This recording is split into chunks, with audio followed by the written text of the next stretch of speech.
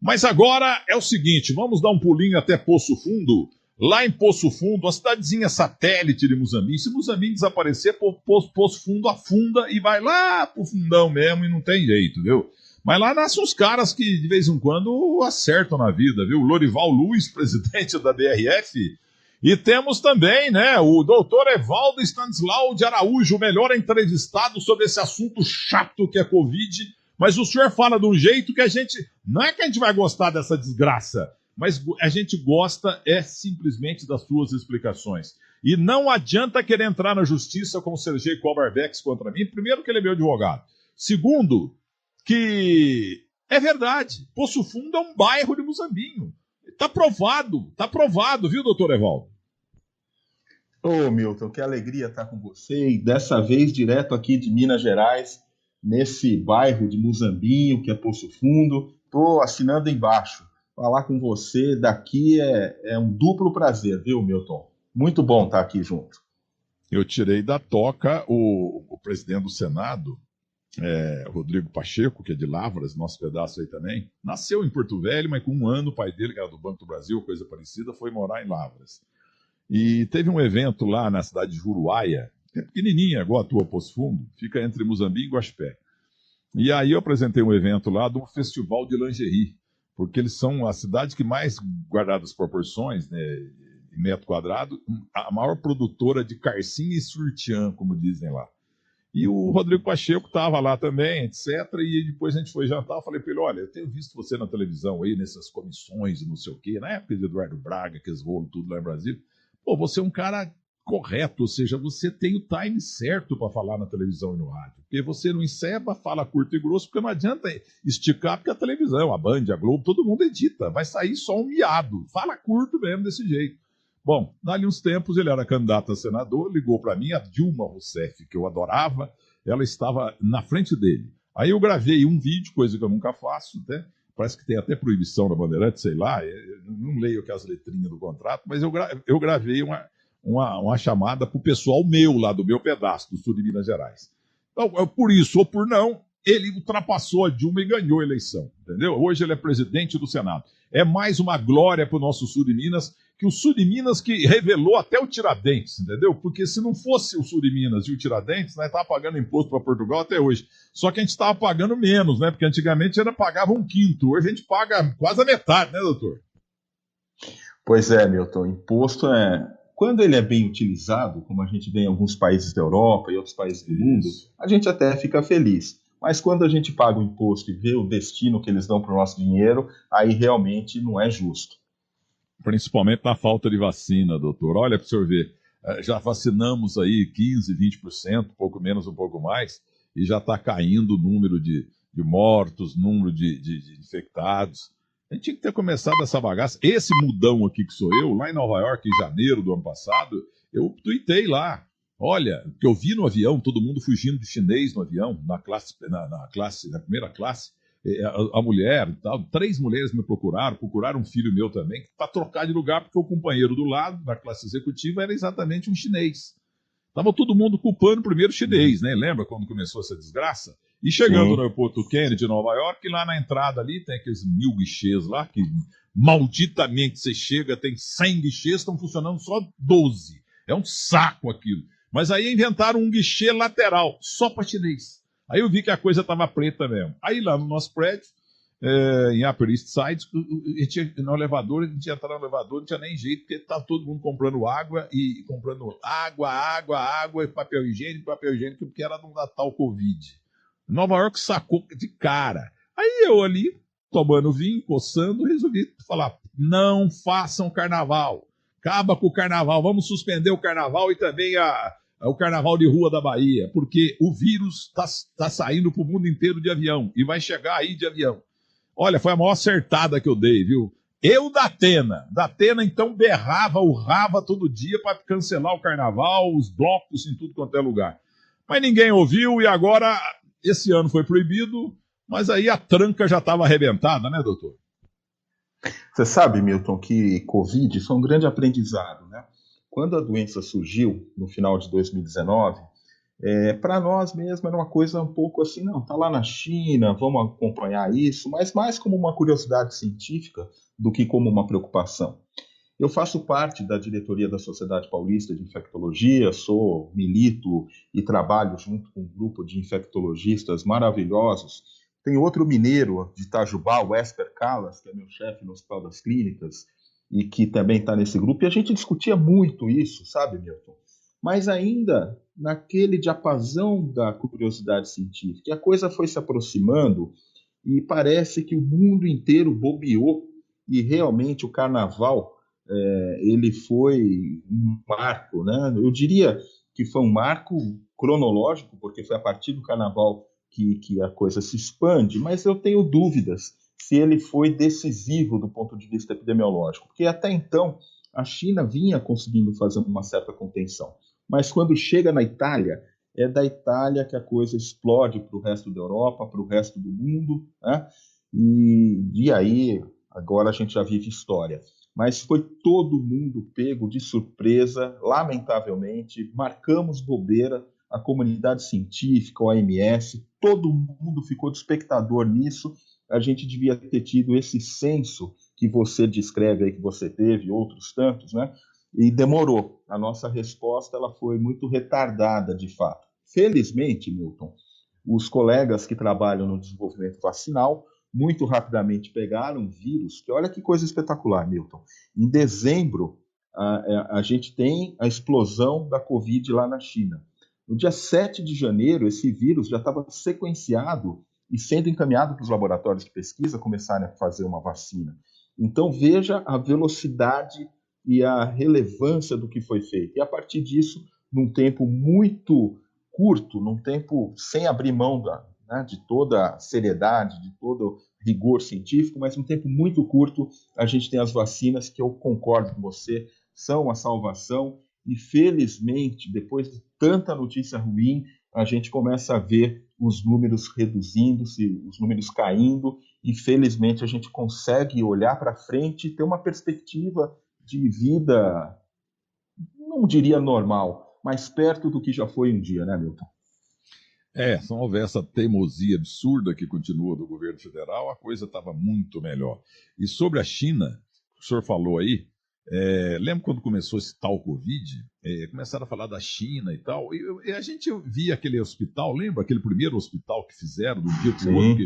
Lembra que o mundo inteiro via, ficava vendo a televisão aqui no Jornal da Band, falava, nossa, gênios, os caras são maravilhosos, olha. Só que a gente estava abismado e surpreso em relação à rapidez do tamanho da construção daquele hospital lá. Coisa de um dia para o outro, exagerando um pouco. Mas a gente nem ligava, né? Isso é lá na China. É igualzinho quando vai a erupção, não sei, no vulcão, não sei da onde, morreram 1.200 pessoas. Pô, a gente lamenta, mas isso é longe, isso não acontece no Brasil. Aí, de repente, caiu um avião lá na Tailândia, não sei o quê, ou na Tailândia também, como é que chama esse troço aí de... o mar, né? Tsunami. Tsunami, desculpa. Tsunami. Isso acontece só lá e tal. Então a gente pensava só nisso. Quando outro dia caiu um prédio em Miami, no meu pedaço lá, em Sunny Isles, na Collins Avenue, meus dois filhos, o primeiro e o terceiro, estavam lá. Entendeu? E aí você pensa assim, mas caiu um prédio. Mas, pô, no mundo inteiro, e daí? Não acontece nada. Mas foi nos Estados Unidos. Também não tem preocupação nenhuma, país daquele tamanho. Mas foi em Miami. Opa! Aí já sabe, porque sabe como é que é? Coisa ruim não escolhe lugar para acontecer, não. Aí, da Sunny Isles, Collins Avenue. Aí eu fiquei ligando para os dois e não conseguia, nem no telefone americano deles.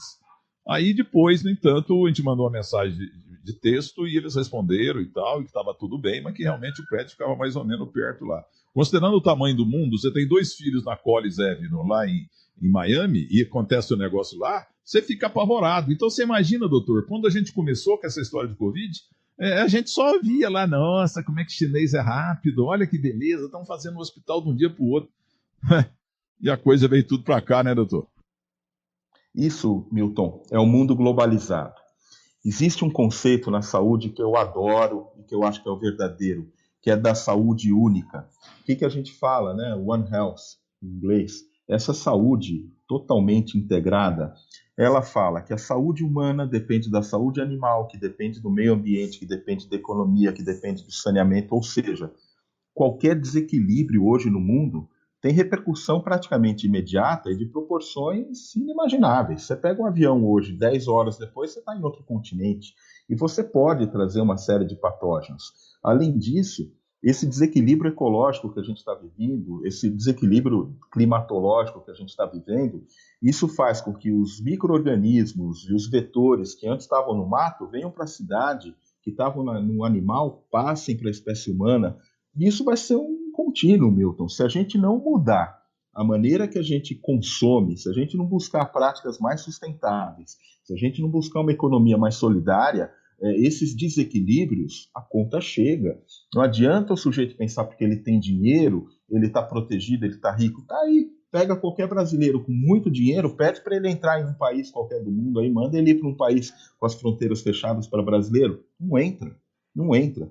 Então, a natureza ela é sábia, a saúde ela é única e a gente precisa começar a ser um pouquinho mais solidário, sabe, Milton? Olhar além do nosso umbigo e olhar com um grande angular, olhar para saneamento, olhar para a economia, olhar para a distribuição de renda, olhar para o clima, porque não adianta. As doenças chegam e o SARS-CoV, Milton, ele é o SARS-CoV-2 e a gente tinha o SARS-CoV original. Quer dizer, fica subentendido que a gente pode ter um 3, um 4 ou outro vírus qualquer.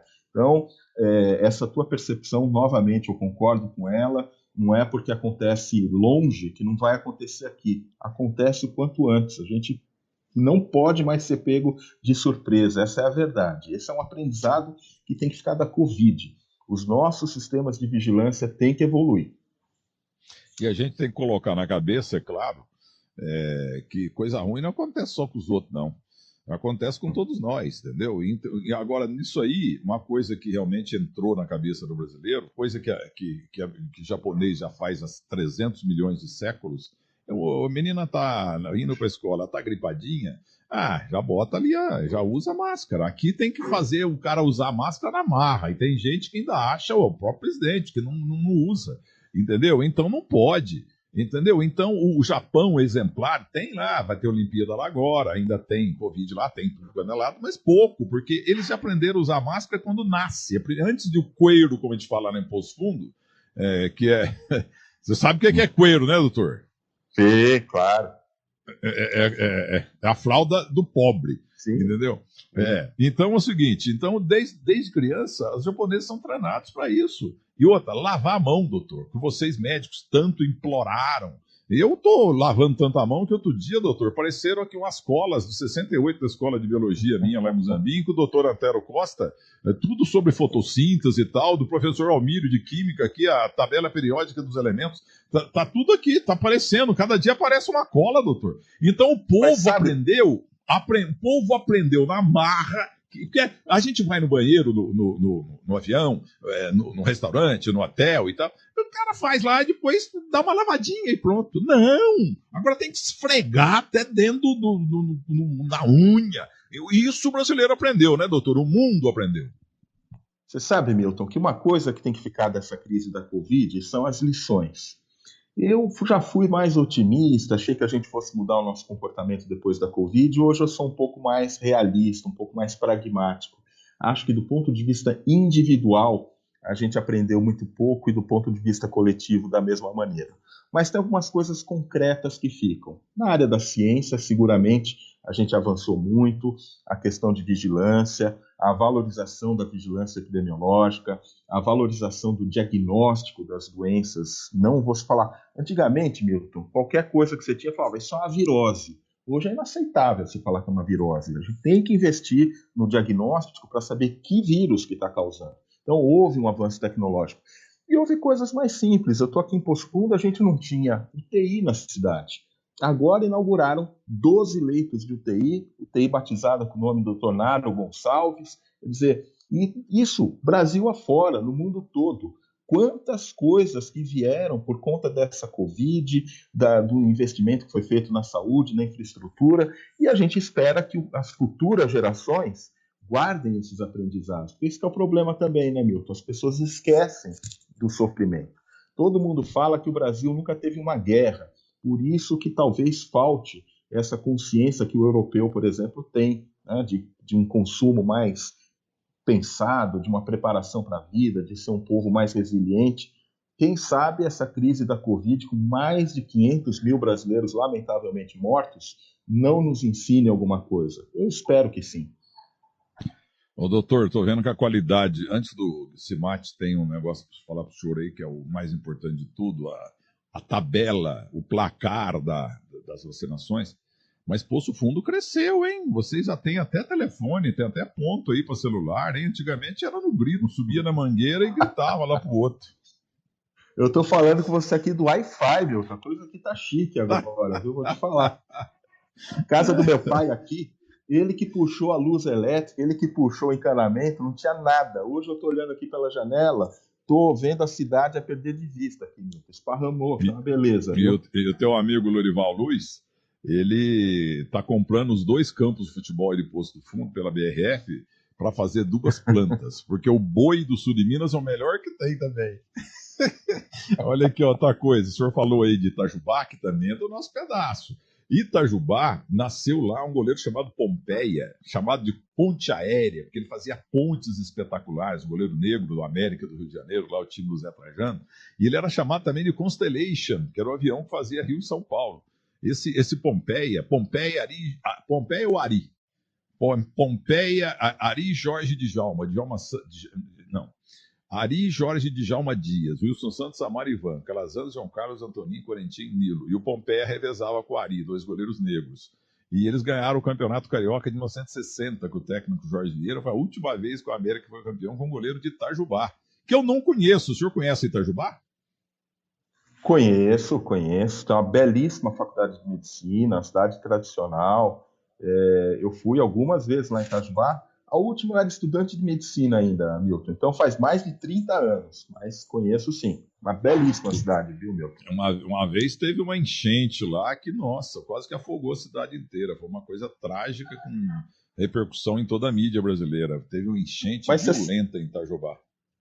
Você sabe, Milton, que você falou de goleiro. Uma das passagens que eu tive da minha vida, eu era médico assistente no Hospital Guilherme Álvaro, em Santos, e internou lá o goleiro Barbosa, que todo mundo lembra dele.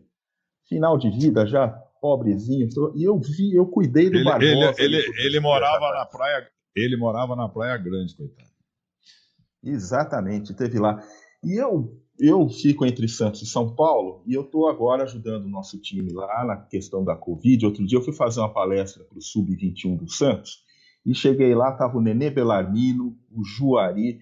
Então, essa coisa que você faz muito bem, e como ninguém, Milton, de você preservar a história e conversar com as pessoas, quanto aprendizado. Eu fiquei ali conversando com o Nenê Belarmino, mas ele contou cada história de generosidade das pessoas ajudando quando ele teve um momento de dificuldade, falando daquela época de ouro do Santos, né? Que continua. O Santos ele tem altos e baixos, mas ainda é o time mais amado do Brasil, né? Mas que coisa, viu, Milton? A gente precisa preservar a memória da saúde e precisa preservar a memória em geral para a gente não esquecer tudo que a gente aprendeu esse tempo todo. Eu pratiquei talvez um ato falho aqui quando eu me falei de Praia Grande. Eu falei, o Barbosa morava na Praia Grande, coitado. Coitado dele, porque ele foi um injustiçado. Agora fez 100 anos do nascimento dele, um centenário, e ele está condenado ainda até hoje por uma falha que não aconteceu na Copa de 50, coitado. Então eu falo coitado por ele, não para a Praia Grande. A Praia Grande tem as praias mais bonitas do Brasil e agora está sendo urbanizado tudo lá. A Praia Grande é exemplar. Entendeu? Agora, o Nenê Belarmino, eu não conheço ele pessoalmente, mas ele mora no meu coração. Se não fosse o teu colega Moisés Cohen, ele teria tido a amputada a sua mágica perna esquerda que ele jogava com o Pelé. Entendeu? E vários colegas seus falaram, não tem jeito, tem que amputar e tal. O Clodoaldo me ligou e dizendo, bom, e aí? Indiquei o Dr. Moisés Cohen, não cobrou nada do Hospital São Paulo, operou e ele está andando até hoje. Ele está mancando, né? Mas que ele anda. Muito melhor mancar que ficar sem perna, né, doutor? Ô Milton, você me permite fazer aqui um elogio a você? Eu sei que você não é um homem que quer elogio, mas eu estou até emocionado aqui de ouvir essa tua história, porque foi exatamente o que o Nenê me contou. do Moisés, da equipe do Moisés, do quanto foi importante, do tanto que ele sofreu e da alegria que ele tem. Ele falava, doutor, eu não quero nada, eu só quero poder ser independente. E o Nenê está lá ensinando os jovens atletas, anda com um sapato, com um salto, mas a gratidão que esse homem tem por quem foi bom na vida dele. Sabe, Milton, eu dou aula de medicina e eu falo para os meus alunos o seguinte: o que é um médico de sucesso? O que é um médico famoso? O que vocês querem? Aí o cara, eu quero ser isso, eu quero ser aquilo, eu quero descobrir isso. Não, não, não. O médico de sucesso é aquele que chega no final do dia e fala, hoje eu fui útil. É o médico que consegue ser útil para quem precisa. E assim isso se extrapola para todas as áreas, Milton. Você é um sujeito sensacional, espetacular. Obrigado pelo que você faz. O Nenê me contou essa história e eu acho que é isso que dá sentido para a nossa vida. A gente chegar em casa e falar, hoje eu fui útil para alguém. Porque o resto não vale nada, o resto é consequência. Ô, doutor, Deus te pague, Deus te pague. Mas agora o Guilherme Cimatti tem o placar das vacinações e o senhor é um mestre. Aliás, um dos melhores entrevistados hoje do rádio e da televisão do Brasil. Pois não, meu caro Cimatinho. Trazendo, Milton, a informação que a Mayra Jaimo trouxe em primeira mão. Aliás, a coletiva agora no governo do estado para saber sobre a vacinação. E a Mayra Jaimo trouxe a informação, né, que a data prevista para a imunização de todos os adultos é no dia 20 de agosto. Entre os dias 15 e 19 de julho, pessoas entre 35 e 36 anos. 20 de julho até 4 de agosto, de 30 a 34, eu faço parte dessa lista. E estou muito ansioso já para poder ser vacinado. O público de 25 a 29, entre os dias 5 e 12 de agosto. E aqueles entre 18 e 25 serão vacinados entre 13 e 20 de agosto. E aí, na sequência, a partir do dia 23 de agosto, o Estado começará a vacinar os adolescentes de 12 a 17 anos com a vacina da Pfizer, né, que é a única autorizada para esse público específico, pelo menos por enquanto. Ô doutor, prevendo esse cenário, por exemplo, quando que a gente vai voltar a vacinar, por exemplo, as pessoas mais velhas que já foram vacinadas lá no começo do ano, e quando que vai dar para andar sem máscara na rua, sem nenhum tipo de perigo? Quando que a gente pode ter uma vida normal? Já dá para prever isso? Olha, Guilherme, essa é uma pergunta difícil de responder. Uma razão é boa, a outra razão é desconhecida. A razão boa é que os estudos têm mostrado que a durabilidade da imunidade induzida pela vacina ela é muito maior do que a gente supunha. Então, você tem pessoas vacinadas que participaram de estudos com as vacinas e que estão sendo acompanhadas, e que você, quando olha, vê que não cai a imunidade dessas pessoas. Então, provavelmente, a gente vai demorar um pouquinho mais para ter que revacinar essa turma. Quem já teve Covid e é vacinado, também aparentemente tem uma imunidade duradoura. Esse é o lado bom, e então talvez a gente não precise já de imediato, já para o ano que vem, de um reforço como a gente imaginava inicialmente. A outra situação que não é boa e que não dá para a gente saber quando que vai poder voltar ao normal é porque tem coisa que foge do nosso controle. Uma delas é ter vacina, para vacinar todo mundo, que uma coisa é o plano, outra coisa é o que acontece de verdade, e a situação das variantes, né? Você vê que países que vacinaram já de maneira significativa, como a Inglaterra, outros países da Europa, Israel, Estados Unidos, estão enfrentando hoje um aumento de casos às custas da variante Delta.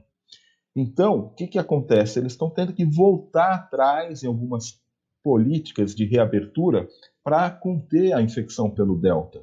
Então, é imponderável. Isso a gente não tem como controlar, Guilherme. Mas sendo otimista, e se nada de errado acontecer, se a gente continuar nesse ritmo de vacinação, eu acredito que para um país com as características do Brasil, do meio do ano que vem para frente, é possível que a gente já esteja numa situação de muito mais normalidade do que a gente vive hoje em dia. Ô, doutor, deixa eu contar uma coisa aqui do chamado bastidor do jornalismo. O Guilherme Cimatti, que o senhor já ouviu 1000 vezes o nome dele, e é o produtor que fala com os entrevistados, ele que bola o programa para mim, porque eu sou um cavalo velho, já um elefante velho, né? E ele está me carregando nas costas. Então o senhor está aí dando a sua bela entrevista, como sempre, e ele pega, entra no meu ouvido e fala assim: posso fazer mais uma pergunta? Posso fazer uma pergunta, por favor? Quer dizer, ele é a alma do programa. E ele fica pedindo ordem para quem o obedece. Entendeu? Ele não tem que pedir nada para mim. Eu tenho que pedir para ele. Ô, Simate, você, né, Ricardo Moreira Garcia? Eu tô no rádio há 53 anos. Eu nunca vi um sujeito como esse. Entendeu? E ele dá banho na avó dele de 93 anos, dá uma passeadinha com ela. Entendeu? É um menino extraordinário. Eu voto em você, Simate, para presidente da República. E você pode fazer quantas perguntas o senhor quiser. O senhor que manda nesse programa, moleque. Eu sou apenas um centroavante parado na área. Agora a bola vem e enfim para a rede mesmo. Só isso, né? Aí você vai falar com o Romário, se eu falar, Romário, dá uma entrevista pra mim, o que você acha? Aí fala com o Milton Neves? Falo, claro. Você vê, né, doutor? Aí é muito fácil também trabalhar com um gênio que nem o Milton, porque com certeza fica muito mais fácil tudo, né? Inclusive uma entrevista com o Romário, como a gente colocou, o doutor Evaldo, enfim, e tantos outros craques que entram aqui no programa. Pra mim fica muito fácil.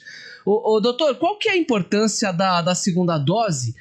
E essas pessoas que não estão voltando, né, para receber a segunda dose da vacina ou das vacinas, o que isso pode acarretar? Queria que a gente fizesse também um serviço, né, sobre a importância da segunda dose. Muita gente acha, tomei a primeira dose e acabou. E não é verdade, né, doutor? Você sabe, Guilherme, que outro dia eu estava dando uma entrevista para Guaxupé, você acho que teve participação nisso, e aí eu Caetano explicava Cury. das duas doses, Caetano Cury.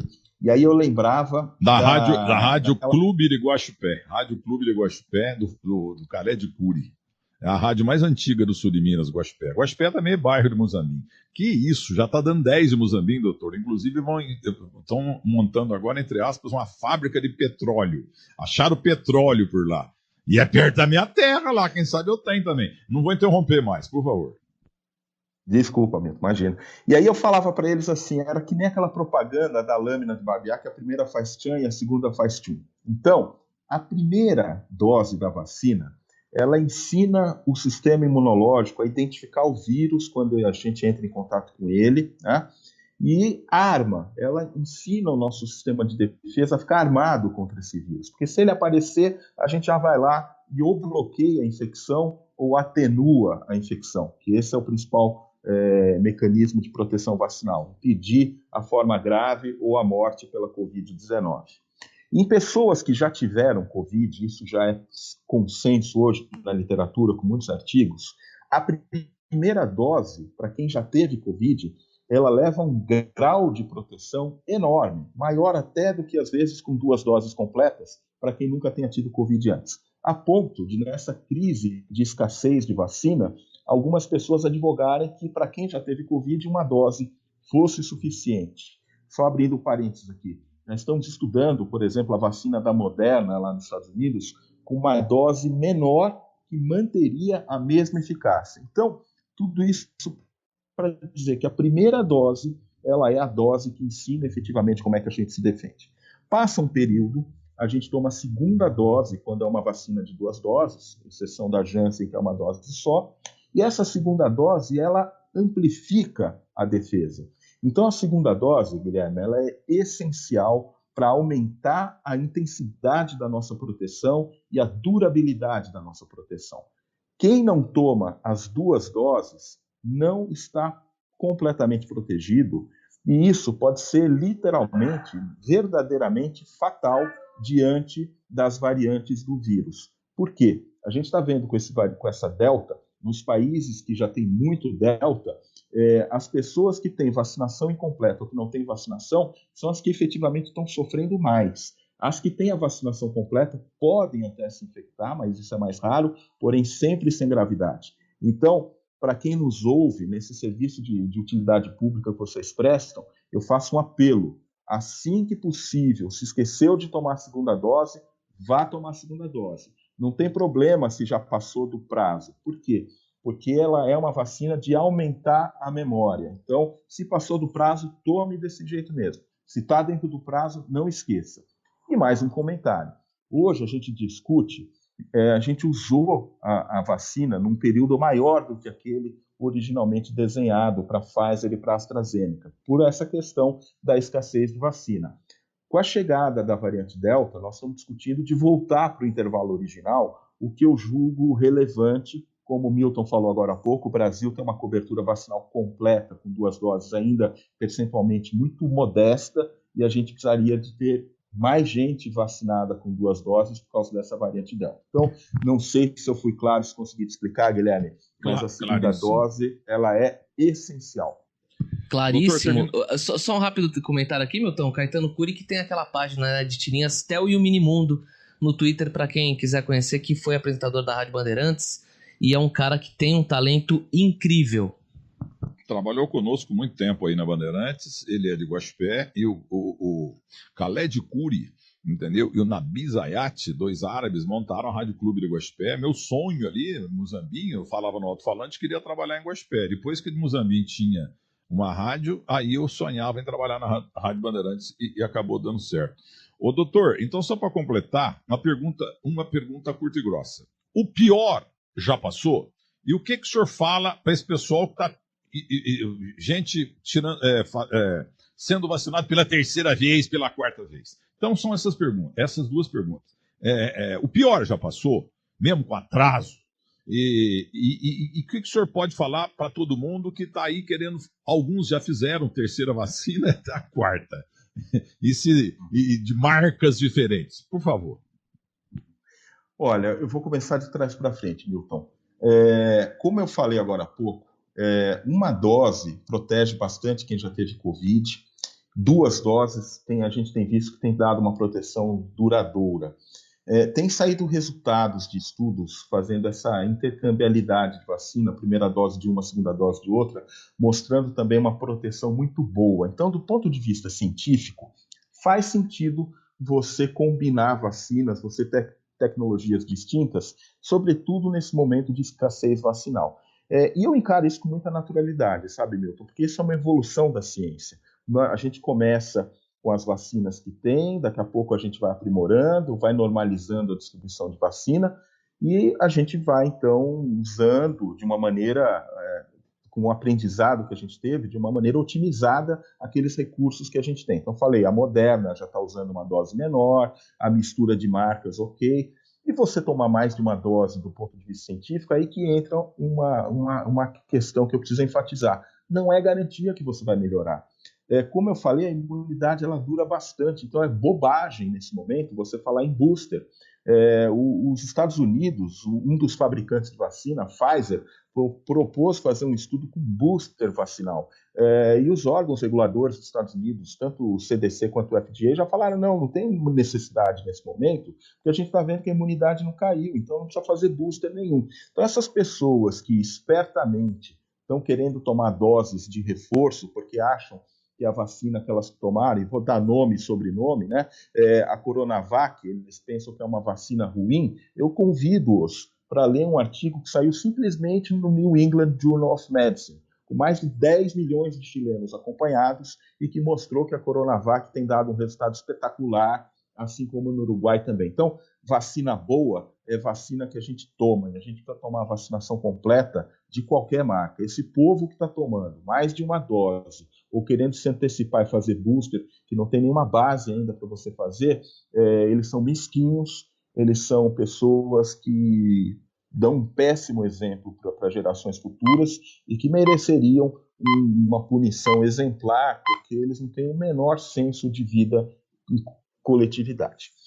A segunda pergunta, que foi a primeira, se o pior já passou, Milton, eu não vou me atrever a dizer que sim. Seria muito gostoso, seria muito simpático se eu falasse para você que já passou. Nós estamos querendo dar notícia boa, a gente quer falar para as pessoas que o pior já passou, mas nós estamos num país que tem 13% só da população completamente vacinada, tem baixa adesão à máscara e outras medidas de proteção, e um monte de variantes chegando. E mais do que isso, né, aquele conceito que eu falei de tudo globalizado, de uma saúde única, se a gente for olhar além do nosso umbigo, for olhar para a África, for olhar para países mais pobres, a cobertura vacinal é muito pequena. E esses países, e no nosso, inclusive, podem ser foco de novas variantes do vírus que poderão nos fazer perder tudo que a gente avançou até agora. Então, o que eu diria, Milton? Tem tudo para que a gente caminhe melhor daqui para frente se a gente continuar vacinando, acelerando e ampliando a vacinação. Mas dizer que o melhor já passou, neste momento ainda é prematuro. Eu posso dizer que a gente caminha para isso, mas eu não posso afirmar categoricamente, Milton. E eu sou Coronavac Futebol Clube, porque a primeira e segunda dose Coronavac. De vez em quando eu leio aí, não, que ela não é boa, agora o senhor está garantindo que é boa, sim. E olha, se eu pudesse, eu tomava todas também, viu? A que eu mais queria era a russa lá, Sputnik. Quando eu era moleque, juntando figurinha lá, tinha, na época que o Sputnik foi pro ar, né, pro céu lá, na Rússia, aquele negócio todo, União Soviética, eu tinha fé nessa palavra aí. Quando eu tinha 5, 6 anos, eu Sputnik. Mas, doutor, para terminar, o senhor... Oi. Deixa eu só te explicar uma coisa aqui, que você falou. Deixa eu ser também justo com quem compara a vacina. A gente não pode comparar a vacina porque elas são desenvolvidas de maneira diferente. Elas têm objetivos diferentes. E existem duas coisas que a gente analisa na vacina, além da segurança, obviamente. Todas são seguras, isso tem que ficar claro. Mas a gente vai ver o quanto ela consegue evitar a infecção e o quanto que ela protege de morte e internação. É isso que interessa do ponto de vista coletivo, Milton. Todas as vacinas hoje em uso, elas diminuem de maneira muito importante a morte e a internação. Agora, é verdade que quando a gente olha a potência para evitar a infecção, existem aquelas que atingiram 95%, e existem aquelas que passaram um pouco dos 50% que a OMS colocou. Então, é que as pessoas olham o desfecho errado, elas olham para evitar a infecção, tinham que olhar para evitar morte, internação e UTI. Quando a gente olha esse segundo desfecho, morte, internação e UTI, todas são boas. Quando a gente olha evitar a infecção, tem diferenças. Mas isso é como eu falei, é natural. A gente usa aquela que está mais à mão, aquela que a gente tem para resolver o problema, e no futuro a gente vai aprimorando e usa uma vacina melhor que tem essa possibilidade de evitar a infecção também. E nesse fato, realmente, a Coronavac não é a campeã, tem outras vacinas melhores, né? Simate, você tem a última aí, Finalmente? Eu tenho a informação, Milton. O governador João Dória confirmou, então, a informação que a gente está trazendo desde cedo com a Mayra de Jaimo e disse o seguinte aqui. Dia 20 de agosto finalizaremos a primeira dose da população adulta. Ou seja, toda a população adulta vai tomar a primeira dose até o dia 20 de agosto. E no dia 23 de agosto iniciará a vacinação de adolescentes de 12 a 17 anos. Está dizendo aqui o João Dória, governador de São Paulo, que também afirmou que isso só foi possível porque o governo de São Paulo comprou 30 milhões de novas doses da Coronavac. E eu estou ansioso para chegar a minha vez de verdade. Inclusive, todo dia perto da xepa ali eu fico com o telefone pertinho.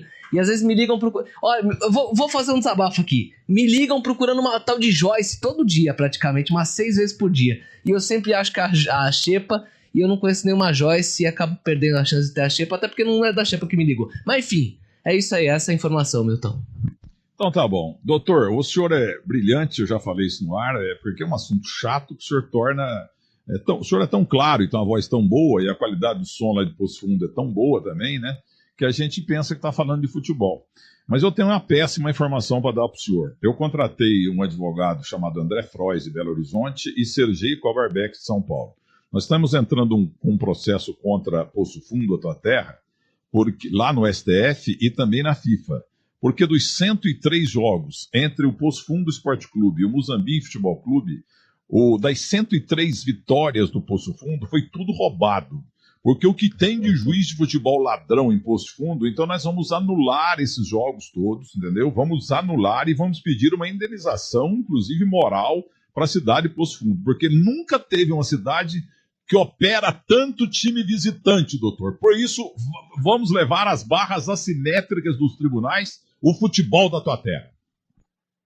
E nós estamos juntos nisso. Meu pai é juiz de direito aposentado aí em São Paulo e meu pai vai estar junto, que a gente é contra a injustiça, Milton. Mas eu não queria terminar essa entrevista sem mandar um abraço para o Eduardo Silva, que é meu amigo particular. E queria também, Milton, a gente não se conhece pessoalmente, nós não temos proximidade, mas você é tão bacana que é como se você fosse nosso amigo, um amigo de todos. Mas eu sei que para você o ano teve muitos percalços, foi duro.